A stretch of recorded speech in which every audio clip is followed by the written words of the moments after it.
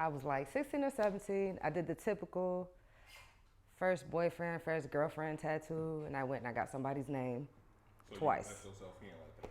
Yeah. You just gonna go do that? I just went all in. I didn't even. Are y'all still together?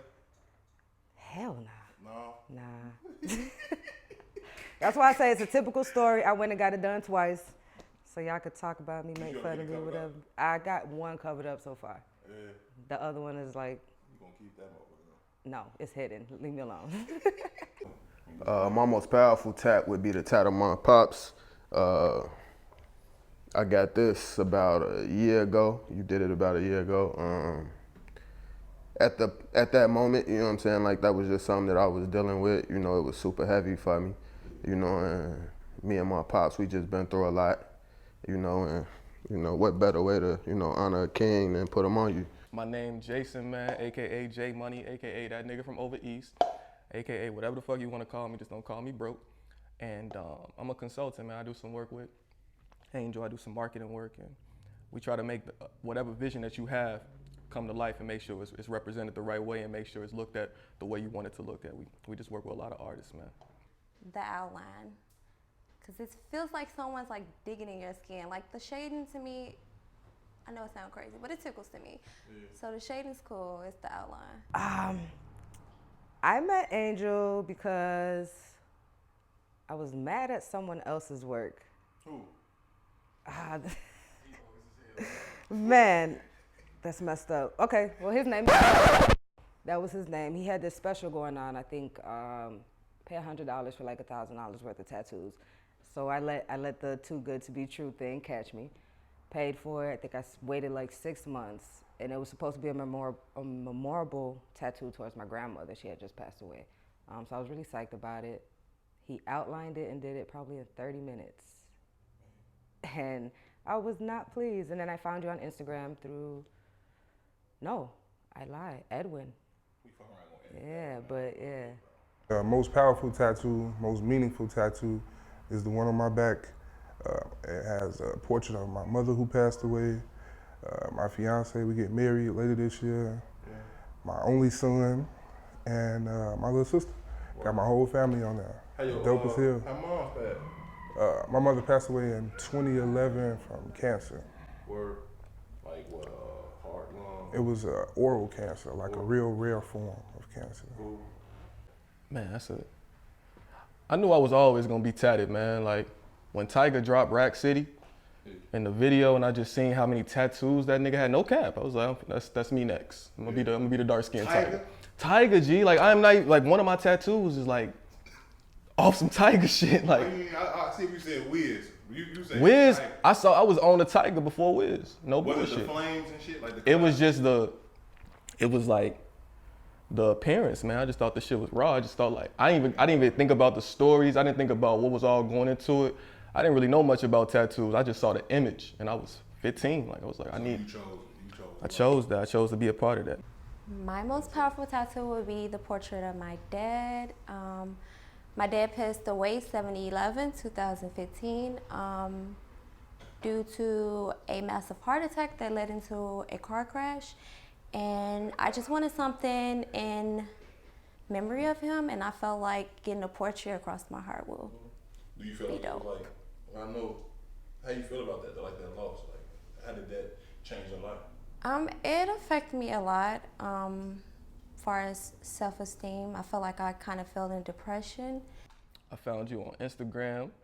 I was, going through some tattoo shit. I really wanted to get another piece. Followed you in like 2013, and you was not rocking with people. Like your DMs was lit. You was not responding. I'm hitting you up. I had to email this man 3 years later. Like, bro, I need a tattoo. Finally made it happen, man. You came to Minnesota. You came through. And the rest, man, history. Bro, you've been my boy ever since. You see what I'm saying? The shading, definitely, especially working with you, because you gotta intricate your colors and get them nice and vibrant and stuff. So I could dig it, but man. My name is Vaughn, King Kofi on IG. I'm an electrician, a union electrician. I'm also an entrepreneur. I have a alkaline water company, Evolve, that I co-own, and I'm into real estate. I do a lot of things. I got a vegan cheesecake company. Just did a deal with Target. Did a deal with Whole Foods about 6 months ago. We got that on the way, so. My most powerful tattoo is a part of my sleeve that you did. It was actually the second thing we did together. It's my BM and me together. And it's some more over East shit, man. If you're from over East, you know about Rainbow Beach. That's a part me and my shorty used to hang out at all the time. And I got that, man. That's a picture. What else you got? What's that? I see the train up top. Yeah, that's the red line, man. That's some more Chicago shit. The whole concept is about Chicago, man. It actually takes you on a little story of my life, man. It comes from. What's this up there? I see that. This is me and my daughter right here, man. It's walking down Navy Pier, me and my daughter Joy. Word. Yeah. It's so crazy because all the shit I got is nothing what I wanted. It's all because when you go to your artist, man, your artist got a creative, you know, a little different approach. You might have something that you want to do, but he's not gonna let you do that shit if it's not dope. I think with me personally, it depends on the area, because I got tattoos where the outline was like, I just really couldn't deal with it, but in other spots, it's the shading. But I would say it was a tattoo you did right here. I don't remember if you did. If you remember this one, The bed joint. the shading on this, my whole arm was burning. My hand was hurting and everything. It's probably the worst tattoo I ever got. Had your ass on fire. Man, I was 15 when I got my first tattoo. Tweaking, young and dumb. Yeah, you can't even. I got it at a shop. I got it at a whole shop. I can't even put the shop out there. But if you're from over East, on Stony Island, there is a shop. And I ain't talking about before you get to the 9, I'm talking about deep Stony Island. There is a shop, and they let me get a tattoo with a fake college ID. What is my first tattoo? I don't even know what's my first tattoo. It's supposed to have been a tiger face, but I was 14. I was young. I didn't even supposed to be in there. Who's tagging y'all at these ages, man? It was a tattoo party. Yeah. Yeah, it was like one of those hood tattoo parties or whatever. I went with my sister. So I was getting tattooed or whatever. I never noticed. I never questioned it. I finally looked over and I was like bleeding to death. So I was like, okay, I'm going to the restroom. I'll be back. And I dipped off. I never came back. So I met you through one of my club members. You had tattooed a butterfly. Yeah. You had did like some little flowers on her arm or something. Yeah. And then I had hit you up. This when was, you it was like a little social club, right? Yeah. What was the name of the club? Futuristic Swag. It was organic. I found out about you on Instagram, but I had some homies that went to Leo with you too. So it was like, you know, just different angles, and you did some work for some of my homies, and I just watched your growth over the years, you know, and like, man, I gotta let him do something on me, and you know, and it took a while to get up with you because, you know, you ain't always, you know, good at texting back and, you know, doing, you know. A mix of both. I've always liked tattoos. My mom got one when she was really old, and she used to talk real bad about them, but I always loved it. She got a little small butterfly. But I went and got my first tattoo and been addicted ever since. So went from small little, man, this size tattoos to sleeves and pieces now. So it's nice. The outline to me, I'm not even gonna lie, the shading I'm kind of cool on, but the outline be killing me. Just some of the pieces I got, they so big, and the way you outline it, you was like digging in my skin. I wasn't feeling that. I kind of wanted to fight, but I didn't want you to mess up my shit. You can follow me on Instagram at sir_Varus. Everybody calls me Varus. I'm like, I do a lot of chef work, jerk chicken, banana pudding, whatever you need pretty much. My fiance does the baking, the cakes for baby showers, weddings. You can follow her on Instagram at Royal Treats.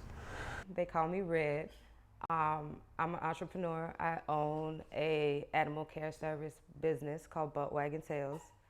And I'm just a chill, vibrant, tatted stud. I chose it. I always just been like a big fan of art, you know what I'm saying, in every form. So, you know, just pictures, paintings, that's just me. I'm into art, so, you know. I think I chose the tattoo life, but what's crazy, when I was a kid, like like 5 years old, I always knew I was gonna be tatted when I got older. Like I was like that little kid in school with like the little, you get the tattoo, you put the little wet towel on it. I'm Mickey Moused up, Spider-Man's up. I got, yeah, everything. Drawing on myself and everything. Definitely the outline. Yeah, it's like somebody digging in you, man, with the outline, and you kind of heavy-handed, so. I was following you on social media for years, wishful thinking. My parents did not want me to get tattoos, and it just happened. And I got my nickname Varus tattooed on the inside of my forearm. What made you get your own name, bro? I mean, at the time, what else was I gonna get? I didn't have no other ideas. Got my own name. It was like always having ID with you, I guess. If I can't tell nobody it's me, they know it's me. Ironic. I was 20. I got my first tat in jail. I got my little brother's names tatted on the back of my arms.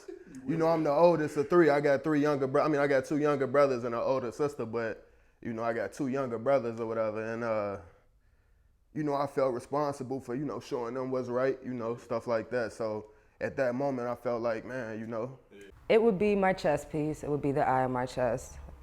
It does have a real deep meaning. It's supposed to keep away anybody with bad intentions, bad words, anything negative towards you. My parents believed in it. I'm Cuban, so it's a Hispanic thing. They believed in it, and I've seen it personally work. It's actually worked on me as well since you've tatted it on me. So, yeah, it's my most meaningful piece, but almost all your pieces are meaningful. So. I am Chiquita. I am a hairstylist, but I'm currently looking more into barbering. And that's it.